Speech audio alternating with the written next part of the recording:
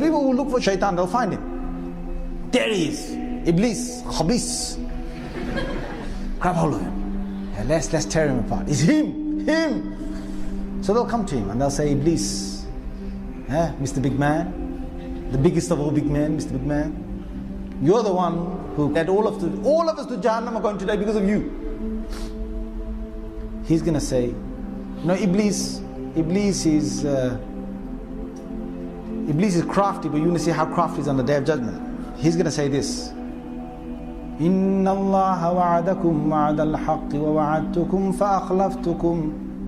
Allah gave you a promise and I gave you a promise.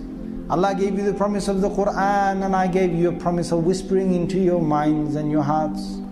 Allah told you, you will get Jannah for this. I told you, don't worry about it, just do it. It's nice, man, it's nice, enjoyable, man, enjoy, bro.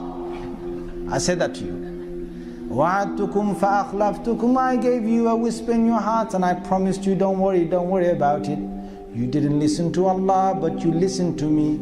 فَلَا تَلُومُونِي وَلُومُوا أَنفُسَكُمْ. Who you gonna blame? You're gonna blame me for leading you to Jahannam, or was you led yourself? You had the choice to believe the Rahman or the Shaitan, and you chose the Shaitan over the Rahman. So don't come to me today telling me what I should do for you. مَا أَنَا بِمُصْرِخِكُمْ وَمَا أَنْتُمْ بِمُصْرِخِي. You cannot save me today and I cannot save you today. I cannot come to your rescue today. You can't come to my rescue today. We're both here. We're both here in Jahannam. Basically what his motto is, now we're even, Stephen. Because Shaitan wants that. He wants us to go to Jahannam. We know that Satan made a pledge with God, or declared himself arrogantly, that he is going to build up the hopes of human beings such that they will turn away from God. He would lead them away from the worship of the one God. So what we know more generally is that Satan builds up the hopes of human beings for a long life in this world, and ultimately that they will have good in this life, regardless of whether they worship God or not. So he promises them immortality together with immorality.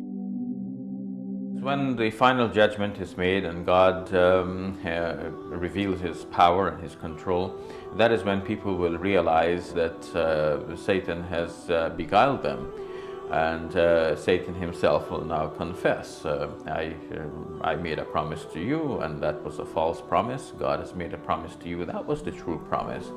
But Satan also defends himself against blame, because now people know the score and they begin to blame Satan. You are the one who misled us. But Satan's response to that is, do not blame me, but blame yourselves. The extent of my work was only that I gave you this promise and you obeyed, you followed.